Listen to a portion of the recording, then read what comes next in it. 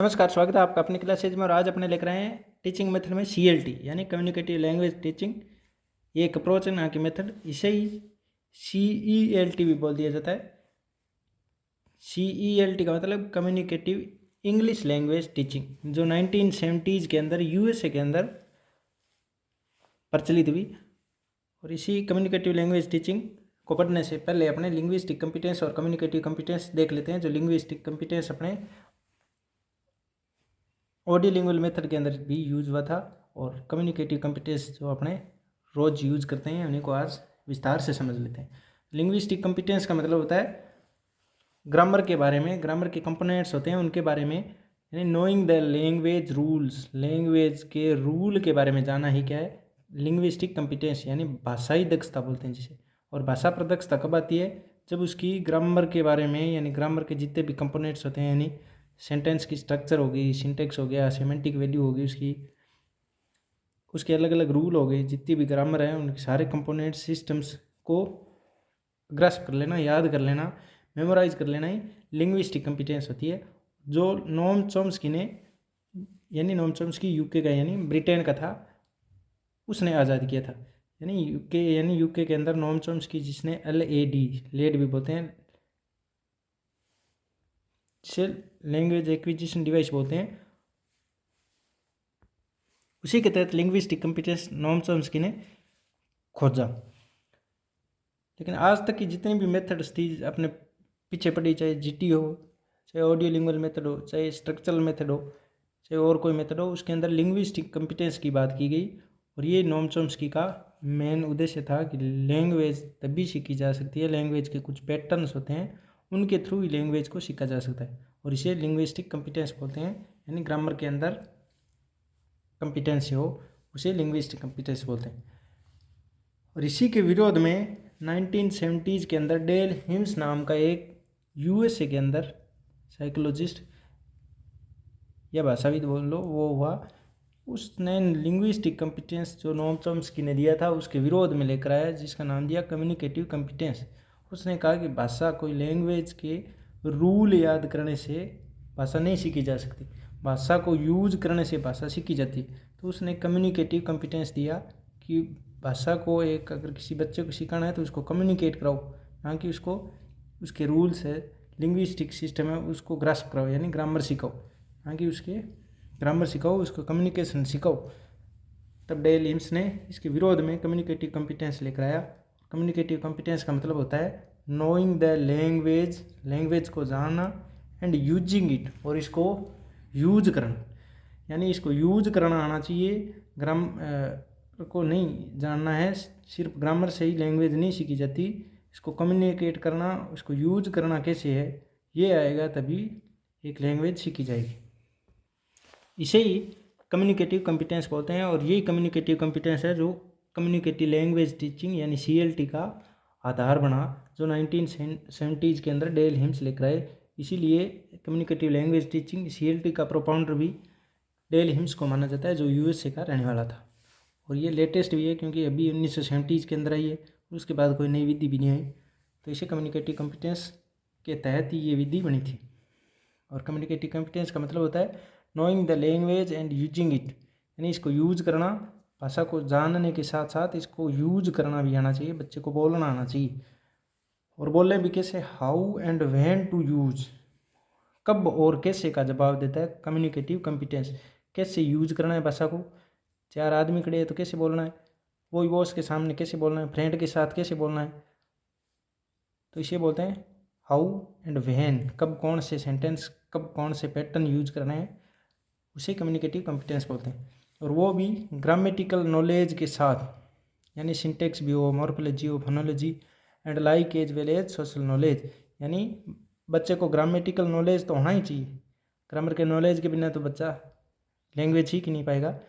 लेकिन वो नॉलेज सिर्फ रूल तक की नहीं, वो यूज करना, यानी सोशल नॉलेज भी होना चाहिए कि बच्चे को सोशली अगर बोलना है तो बोले कैसे, उन ग्रामर के रूल को यूज कैसे करें। जैसे अपने हिंदी बोलते हैं तो अपने ये ग्रामेटिकल लैंग्वेज थोड़ी भाई ग्रामर एकदम अपने ग्रास्प करके थोड़ी सीखी है, तो नॉर्मली अपने सोशल नॉलेज, सोशल कंटेक्स्ट के अंदर यूज करना अपने आप ही सीख गए। तो तो इसी आधार पर ये कम्युनिकेटिव कॉम्पिटेंस होता है, जो सोशल नॉलेज के आधार पर ही ग्रामर के सिंटेक्स, मॉर्फोलॉजी, फोनोलॉजी को यूज करके सीखी जाती है, ये डेल हिम्स का कहना था।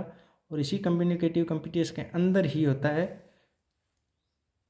ग्रामेटिकल कॉम्पिटेंस, जिसे ही बोलते हैं लिंग्विस्टिक कॉम्पिटेंस, यानी ग्रामर की जितनी भी बातें हों उसे लिंग्विस्टिक कॉम्पिटेंस बोलते हैं। वो कम्युनिकेटिव कॉम्पिटेंस के अंदर होता है, यानी जो भी भाषा का यूज करता है, जो बंदा भाषा बोलता है वो ग्रामेटिकली करेक्ट ही भाषा का यूज करता है। तो ये ग्रामर अलग से पढ़ने की ज़रूरत नहीं होती। डेल हिम्स के अनुसार कम्युनिकेटिव कॉम्पिटेंस के साथ ही, यानी जैसे जैसे बच्चा कम्युनिकेशन करने सीख जाता है तो भाषा ग्रामेटिकली करेक्ट सीख जाता है। इसी के साथ डिस्कोर्स कॉम्पिटेंस भी होता है। डिस्कोर्स का मतलब बच्चे को कौन से सेंटेंस कब यूज करने हैं, अपने फ्रेंड के साथ कैसे बोलना है, अपने बॉस के साथ या किसी सामाजिक बंदे के साथ कैसे हाव भाव के साथ बोलना है, उसे डिस्कोर्स कॉम्पिटेंस बोलते हैं। स्ट्रेटेजिक कॉम्पिटेंस भी यही होता है कि अगर बच्चे की बोलते बोलते कोई वर्ड है, शब्द है जो इंग्लिश में याद नहीं आ रहा है, तो उस बॉन्ड को बनाए रखने के लिए उस जगह पर कोई सेंटेंस या कोई वर्ड है जो अपनी भाषा का, नेटिव लैंग्वेज का यूज करके स्ट्रेटेजी को बनाए रखना ही स्ट्रेटेजिक कॉम्पिटेंस होता है। फोर्थ है सोशल लिंग्विस्टिक कॉम्पिटेंस, यानी सोशली नॉलेज के साथ, यानी छोटे बड़े फ्रेंड के साथ या अपने से बड़े उम्र के साथ लोगों के साथ कैसी लैंग्वेज का यूज करना ही सोशल लिंग्विस्टिक कॉम्पिटेंस होता है, जो सिर्फ और सिर्फ कम्युनिकेशन करने पर ही आती है, ना कि ग्रामर रटने से ऐसे पता नहीं चलना कि बड़े लोगों के साथ कैसे बोलना है, छोटों के साथ, ऐसे ग्रामर नहीं सिखाती। ये सिर्फ और सिर्फ कम्युनिकेटिव कॉम्पिटेंस ही सिखाता है। ये किसने बात कही? ये डेल हिम्स ने। और डेल हिम्स के जो कम्युनिकेटिव कॉम्पिटेंस दिया उसके अंदर लिंग्विस्टिक कॉम्पिटेंस शामिल होता है, क्योंकि अपने ऊपर लिख रखा है इसके अंदर कम्युनिकेटिव कॉम्पिटेंस के अंदर ग्रामेटिकल कॉम्पिटेंस या इसे लिंग्विस्टिक कॉम्पिटेंस बोलते हैं। सेकेंड है डिस्कोर्स कॉम्पिटेंस, स्ट्रेटेजिक कॉम्पिटेंस और social linguistic competence.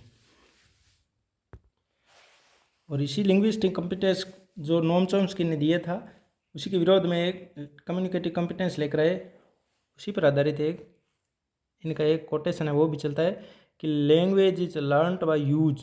Language use करने पर सीखी जाती है, नोट बाय यूसेज। यूसेज मानी रूल्स के द्वारा नहीं सीखी जा सकती। ये किसने कहा? डेल हिम्स ने कहा था। यानी लिंग्विस्टिक कॉम्पिटेंस से कई भाषा नहीं सीखी जा सकती, लैंग्वेज को यूज करेंगे यानी कम्युनिकेट करेंगे, बोलेंगे तभी लैंग्वेज को सीख पाएंगे। तो अब अपने चलते हैं कम्युनिकेटिव अप्रोच की तरफ कि क्या है। तो कम्युनिकेटिव अप्रोच है जो एक ही सेंटेंस में बता दी गई है। The communicative approach is based on the idea, इस आइडिया पर आधारित है that learning language successfully comes through having to communicate read meaning real meaning.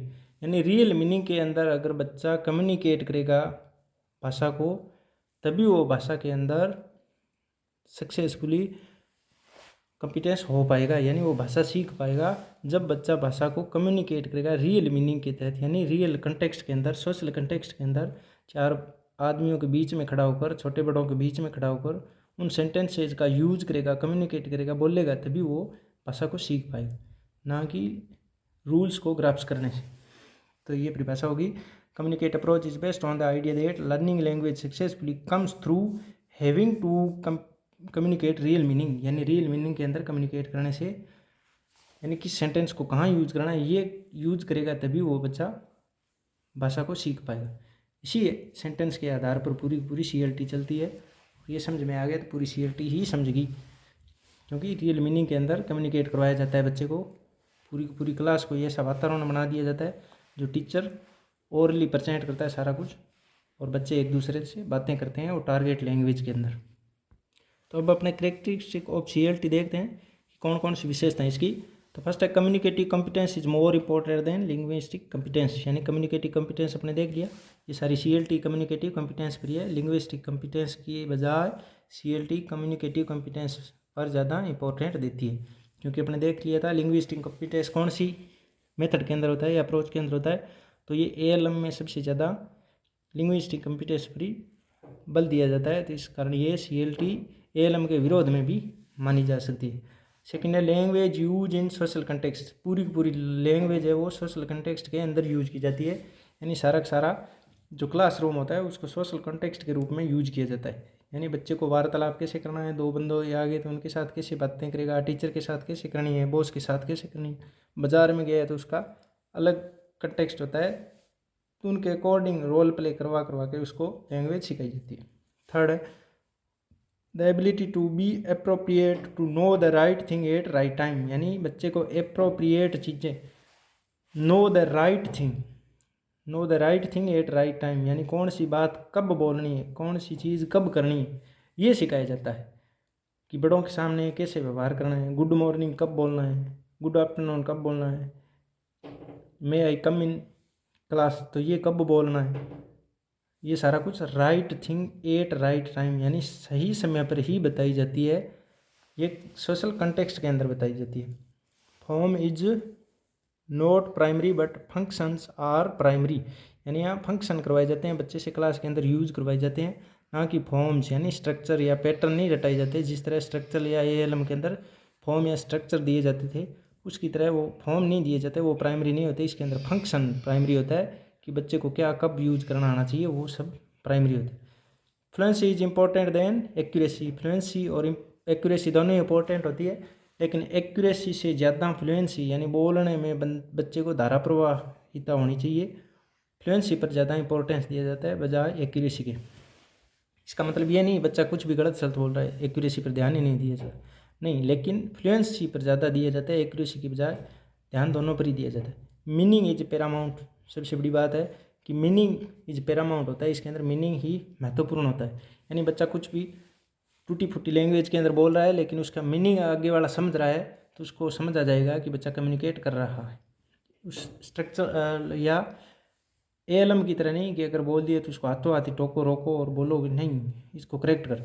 Note much emphasis on pronunciation, ज़्यादा एम्फेसिस नहीं दिया जाता प्रोनाउंसिएशन पर कि बच्चे को प्रोनाउंसिएशन यानी उच्चारण एकदम सही आना चाहिए। ओनली कॉम्प्रीहेंसिबल प्रोनाउंसिएशन इज शॉर्ट, लेकिन नॉर्मली जो आगे वाला प्रोनाउंसिएशन समझ जाए वैसा प्रोनाउंसिएशन ही यानी उच्चारण ही सिखाया जाता है, ज़्यादा बल नहीं दिया जाता है उसको, भाषा का ज्ञाता नहीं बनाना, सिर्फ बोलना आना चाहिए, बोलनी सिखानी बच्चे को, ऐसा ही प्रोनाउंसिएशन सिखाया जाता है, यानी इतना ज़्यादा जोर नहीं दिया जाता। Note much on emphasis on pronunciation. Judicious use of the native language, native language का यूज कर सकता है बच्चा। अगर बीच में मान लो कोई सेंटेंस बोल रहा है, अगर कोई चार बंदे आगे उनके बीच में बातें कर रहा है और उसके पास इंग्लिश का वर्ड नहीं आ रहा तो वहाँ वो अपनी लैंग्वेज में मदर टंग का यूज़ कर सकता है, यानी वो जडिशियस, वो भी ऐसा नहीं पूरा धारा प्रवाह में पूरा फिर बाद में मदर टंग यूज करने लग जाए, नहीं, जडिशियस यानी सुसंगत भाषा का। नोट पर्टिकुलर रोल, लेकिन उतना रोल नहीं होता जितना जीटी के अंदर होता है, उतना नेटिव लैंग्वेज का रोल नहीं होता, यानी नोट पर्टिकुलर रोल सिर्फ जडिशियस यानी थोड़ी बहुत ही। अगर एक सेंटेंस के अंदर एक वर्ड उसको टारगेट लैंग्वेज में नहीं आ रहा है तो थोड़ा बहुत नेटिव लैंग्वेज का यूज कर सकता है, लेकिन उतना भी नहीं करना। नो पर्टिकुलर रोल, उतना ज़्यादा रोल नहीं होता। नहीं था कंटेक्चुअलाइजेशन इज अ बेसिक प्रेमिस, यानी सारा मैटर होता है वो कंटेक्स्ट के अंदर ही चलता है। लैंग्वेज आइटम्स कंटेक्चुअलाइज, यानी सारे की सारी भाषा होती है, सारे के सारे आइटम होते हैं, सारे के सारे सेंटेंस बनाए जाते हैं, बच्चे जो वार्तालाप करते हैं वो सारी की सारी सोशल कंटेक्स्ट के अंदर ही होती है। जैसे अपने एएलएम और स्ट्रक्चरल मेथड के अंदर देखा था कि वहाँ कंटेक्स्ट के अंदर कुछ नहीं था, वहाँ तो सिर्फ अलग अलग सेंटेंस रटाए जा रहे थे। यहाँ सारे के सारे सेंटेंस बच्चा अपने आप ही कंटेक्स्ट के तहत यानी किस संदर्भ में कौन सी बात बोलनी है, क्लास में है तो बच्चे को कैसे बोलनी है, क्लास के बाहर अगर प्ले ग्राउंड में है तो वहाँ कैसी बोलनी है, अपने फ्रेंड से फ्रेंड के बीच में कैसी भाषा का यूज़ करना है, छोटे बड़े का ध्यान रखकर कंटेक्स्ट के अकॉर्डिंग वो लैंग्वेज आइटम्स उसको बताए जाते हैं, सिखाए जाते हैं, बच्चा बोलता है। एरर्स आर टॉलरेटेड, ये सबसे बड़ी बात है, यही पूछा जाता है बार बार, और ये पूछा जाता है judicious use of native language होती है। दूसरी एरर्स आर टॉलरेटेड, एरर को अगर थोड़ी बहुत गलती करता है तो उसको छोड़ दिया जाता है, लेकिन एएलएम के अंदर अपने देखा था कि उसके अंदर हाथों हाथ करेक्ट की जाती है, लेकिन इसके अंदर हाथों हाथ नहीं किए जाते, टॉलरेट कर दी जाती है, सहन कर ली जाती है, कोई बात नहीं, बच्चा कोई गलती कर रहा है तो उसको क्या माना जाता है, seen as a natural outcome, उसको एक प्राकृतिक बात माना जाता है कि गलती तो होना मनुष्य का स्वभाव है। तो ये अच्छी बात है, क्योंकि बच्चा गलती कर रहा है इसका मतलब वो लैंग्वेज सीखने की कोशिश कर रहा है। तो इसको एक नेचुरल आउटकम माना जाता है एरर को, और उसको टॉलरेट कर दिया जाता है। वो होता है डेवलपमेंट ऑफ कम्युनिकेशन स्किल्स। यानी अगर बच्चा कम्युनिकेशन करते वक्त अगर एरर करता है तो उसको टॉलरेट कर दिया जाता है, ये मानकर कि ये नेचुरल आउटकम है और भाषा का विकास होते समय ये गलतियाँ होनी ही चाहिए। तो इस प्रकार एरर भी टॉलरेट की जाती है। Judicial use of native language होती है, लेकिन इतनी भी नहीं। नो पार्टिकल रोल, यानी अगर ये आ जाए कि पार्टिकुलर रोल होता है क्या, नहीं, तो नो पार्टिकुलर रोल, यानी इतना भी रोल नहीं होता नेटिव लैंग्वेज का। और फ्लुएंसी का ज़्यादा ध्यान रखा जाता है एक्यूरेसी की बजाय, यानी गलती सलती माफ़ कर दी जाती है। और इसके अंदर मीनिंग होता है वो पैरामाउंट होता है, यानी सामने वाला मीनिंग समझ लेना चाहिए। एक सेंटेंस में जैसे अपने छोटा बच्चा बोलता है तो वो सिर्फ एक ही शब्द बोलता है माँ, और पूरा पूरा सेंटेंस माँ के द्वारा समझ लिया जाता है, तो वही मीनिंग होता है। तो यहाँ मीनिंग ही सब कुछ है, चाहे बंदे को लैंग्वेज है वो अच्छी आए या नहीं है, लेकिन यहाँ मीनिंग समझ में आ जाना चाहिए आगे वाले को। 11 नंबर है reading and writing can start from the beginning. इसके अंदर रीडिंग और राइटिंग में भी साथ साथ ही शुरू से ही ध्यान देना शुरू कर दिया जाता है, यानी एल एस पर तो ध्यान दिया जाता है, क्योंकि कम्युनिकेशन हो रही है तो एल और एस तो उसका एक्टिव ही है। इसके साथ ही रीडिंग और राइटिंग के रूप में होमवर्क भी दिया जाता है। Any device which helps the learners is accepted, अगर वहाँ ग्रामर भी उसकी सहायता करी है या कोई और मैटर उसका लिखा हुआ या मेमोराइजेशन अगर उसकी हेल्प कर रहा है, तो सारी चीज़ें बच्चे के लिए कम्युनिकेटिव लैंग्वेज टीचिंग के अंदर एक्सेप्ट कर ली जाती है। यानी ऐसे CLT बढ़ा रहे हैं उस क्लास के अंदर एक्सेप्ट की जाती है, चाहे बच्चे की मातृभाषा हो चाहे उसकी एरर हो, उससे अगर उनको कुछ सीखने को मिल रहा है तो वो सब एक्सेप्ट कर ली जाती है। The teacher is a facilitator, यानी टीचर की भूमिका में फैसिलिटेटर, एडवाइज़र, मैनेजर की होती है। यानी वो क्लास को सिर्फ एडवाइज कर सकता है, फैसिलिटेट करता है, बच्चों को मैनेज कर सकता है, बाकी काम बच्चे अपने आप ही खुद ही करते हैं। ही क्रिएट सिचुएशन, वो सिर्फ सिचुएशन क्रिएट कर देता है, यानी बाजार का एक माहौल बना देगा कि हाँ 4 बच्चों का ग्रुप बना दिया, उन बच्चों में 4 तो बनेंगे दुकानदार और बाकी के बच्चे बनेंगे वो ग्राहक। तो उनको वो सिचुएशन क्रिएट कर दी, अब बच्चे आपस में बात करेंगे और सामान कोई खरीदना है देना है, वो सारा सिचुएशन क्रिएट करता है टीचर, यानी एडवाइजर, फैसिलिटेटर या मैनेजर का काम है। That are likely to promote communication, वो प्रमोट करता है कम्युनिकेशन को, उनको इंटरेस्ट गेन करता है, उनको मोटिवेट करता है, तो वो कम्युनिकेशन को प्रमोट करता है। Provide sample of return homework, उनको होमवर्क भी देता है, वो रिटर्न फॉर्म में दिया जाता है।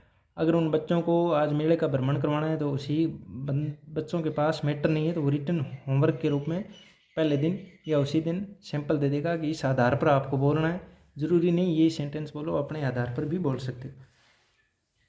इवेल्यूट्स द फंक्शन लर्नड ओरली, कोई चीज़ का इवेल्यूशन करना है, यानी CLT का इवेल्यूशन भी 7 साल चलता रहता है, तो वो भी सारा का सारा ओरली किया जाता है, यानी मौखिक रूप से। तो उसमें देख लिया जाता है कि बच्चा the teacher evaluates the students accuracy and fluency, यानी बच्चा एक्यूरेसी और फ्लुएंसी के साथ बोल पा रहा है, ओरली बोल पा रहा है, यानी उसका प्रोनाउंसिएशन, उसके सिंटेक्स है वो सारे के सारे एक्यूरेट है, और सारा का सारा मैटर है जो फ्लुएंटली बोल रहा है, तो उसकी CLT सक्सेस है। The teacher gives a few more oral production activities, thus he proceeds from guided to freer communication activities, यानी टीचर पहले शुरू में तो उसको कुछ एक्टिविटीज़ वो खुद टीचर देता है उनको, बाद में बच्चों को छोड़ देता है कि मैंने अब जैसे मेले का दिया था उसके आधार पर, यानी पहले तो बच्चे उनको पढ़कर सीखते हैं कि अच्छा ऐसा अपने को व्यवहार करना आज पूरे दिन क्लास में। तो इसका मतलब वो पहले तो टीचर ने उसको गाइड कर दिया और उसके बाद में वो टीचर बच्चे को फ्री छोड़ देता है कि अब आप इन सेंटेंसेस के आधार पर अपने सेंटेंस बनाकर एक मेले के अंदर कैसे बोलते हैं वो आप फ्री हो बोलने के लिए। तो इस प्रकार पूरी की पूरी क्लास हो गई जो गाइडेड टू फ्रीयर, यानी गाइड करता है पहले टीचर और उसके बाद में फ्री कर देता है, छोड़ देता है बच्चों को कि अब आप कम्युनिकेट करोगे, कम्युनिकेशन एक्टिविटी करोगे, वो अब फ्री हो, यानी गाइडेड टू फ्रीयर हो गया। इस प्रकार गाइडेड तो क्यों, क्योंकि पहले टीचर ने गाइड कर दिया, और बाद में फ्री क्यों, क्योंकि बाद में बच्चों को फ्री कर दिया कि अब अपने अनुसार आप यूज कर सकते हैं। 17 नंबर है the unit of teaching and learning is sentence, या यूनिट सेंटेंस है। 18 नंबर है CLT is an integration of grammatical and functional teaching. ये इंटीग्रेशन है क्योंकि LC एंड CC, LC मतलब लिंग्विस्टिक कॉम्पिटेंस और कम्युनिकेटिव कॉम्पिटेंस का इंटीग्रेशन है, यानी इसके अंदर दोनों का ही ध्यान रखा जाता है, दोनों का ही अहम रोल होता है। आगे, in CLT genuine everyday language is emphasise, यानी एवरीडे लैंग्वेज पर ध्यान दिया जाता है। ऐसे नहीं कोई पूरी लिंग्विस्टिक कॉम्पिटेंस पर ध्यान दिया जाएगा, नहीं, एवरीडे जो आम बोलचाल की भाषा है उसी पर ध्यान दिया जाता है। ड्रिलिंग में अकर, ड्रिलिंग करवाई जाती है यानी अभ्यास करवाया जाता है, लेकिन उतना नहीं, बट प्रीफरली यानी स्थायी रूप से अभ्यास करवाया जाता है, लेकिन एलम की तरह रटवाया नहीं जाता, सिर्फ वहीं एवरीडे लैंग्वेज के अंदर ही ड्रिलिंग करवाई जाती है। फ्लुएंसी इज प्राइमरी, यहाँ फ्लुएंसी प्राइमरी होती है, एक्यूरेसी भी जरूरी होती है, लेकिन ये सेकेंडरी दूसरे स्तर पर होती है। एक्यूरेसी का स्थान दूसरा होता है, पहले स्थान पर फ्लुएंसी जरूरी होनी चाहिए, यानी धारा प्रवाह रूप में बोलना आना चाहिए बच्चे को। एक्यूरेट यानी सही गलत का वहाँ कुछ रोल नहीं होता, बच्चे को फ्लुएंट रूप से आना चाहिए, लेकिन आना सारा एक्यूरेट ही होना चाहिए, लेकिन वो एक्यूरेसी सेकेंडरी होती है। Grammar taught as a means to achieve good command, यानी ग्रामर टोट करवाई जाती है, वो इसलिए करवाई जाती है कि बच्चा कम्युनिकेट करे तो उसकी कम्युनिकेशन पर गुड कमांड हो जाए। Of listening, speaking and reading writing, यानी रीडिंग राइटिंग करे, लिसनिंग करे, स्पीकिंग करे। अगर सामने वाला बोल रहा है तो उसको समझ में आ जाए, खुद बोल रहा है तो आगे वाले को समझ में आ जाए, रीडिंग करे कोई तो वो समझ में आए, राइटिंग करे तो अच्छा लिख पाए। इन स्किल्स को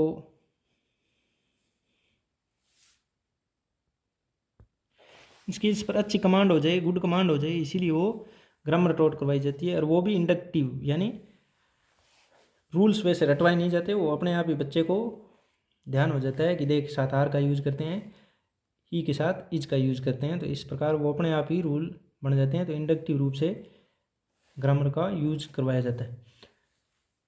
आगे अपने देखते हैं रोल ऑफ टेक्स्ट बुक्स। इसके अंदर टेक्स्ट बुक का क्या रोल होता है, यानी किताब कैसी होती है। तो text book is not primary, पहली बात तो यहाँ टेक्स्ट बुक होती नहीं है, वो बच्चे को अपने लेसन प्लान के अकॉर्डिंग बताता है, लेकिन होती है तो उसका प्राइमरी और एसेंशियल रोल नहीं होता, यानी कोई खास रोल नहीं होता टेक्स्ट बुक का।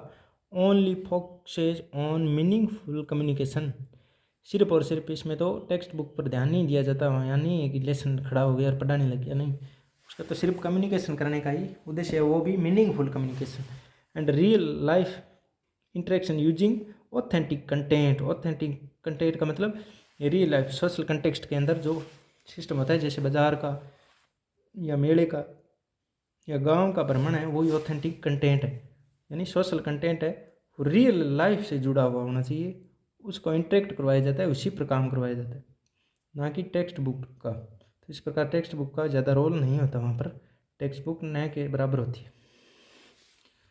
ये क्वेश्चन पिछली बार पूछा भी गया था 2023 के अंदर।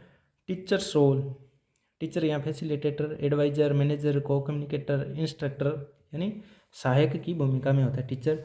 स्टूडेंट का रोल चाइल्ड सेंटर है ही, तो चाइल्ड इसके अंदर मेन रोल के अंदर चाइल्ड ही होता है, तो चाइल्ड सेंटर मेथड है, अप्रोच है। और एक्टिविटी यानी उसके अंदर बच्चों से क्या क्रियाकलाप करवाए जाते हैं, तो वो ये पूछे जाते हैं। ग्रुप वर्क होता है, रोल प्ले, जिक्स, और जिक्स का मतलब अपने जो पहेली बोलते हैं वो पहेलियों को बोलते हैं, सबसे ज़्यादा इसी का यूज किया जाता है। और इसी की फुल फॉर्म बोलो या इसी की परिभाषा बोलो, इसे अनस्क्रैम्बलिंग ऑफ स्क्रैम्बल्ड सेंटेंसेज, यानी उलझे हुए सेंटेंसेज को सुलझे हुए रूप में बच्चा कैसे बताएगा, ऐसे सेंटेंस बोल दिए जाते हैं बच्चे के सामने, और उन्हीं को विस्तार से बच्चा डिफाइन करके आगे वाले को समझाता है। लैंग्वेज गेम्स खेले जाते हैं लैंग्वेज के, यानी एक दूसरे से बातें करना कैसे सीखें। इन्फॉर्मेशन गैप, बच्चे के सामने इन्फॉर्मेशन दे दी जाती है थोड़ी सी, और उसको पूरा का पूरा गैप आगे भरना होता है। पेयर यानी ग्रुप ही होता है, ग्रुप वर्क बच्चे से, या पेयर एक ही बात है, ग्रुप वर्क करवाए जाते हैं कम्युनिकेटिव कॉम्पिटेंस के अंदर, यानी बच्चों से एक दूसरे से बातें करवाई जाती है ग्रुप के अंदर, इन्फॉर्मेशन इसी प्रकार उनके साथ गेन करवाई जाती है। अब मेरिट्स देख लेते हैं। CLT enables the students to communicate communicate करवाती है, वो भी कहाँ, outside and inside of the classroom.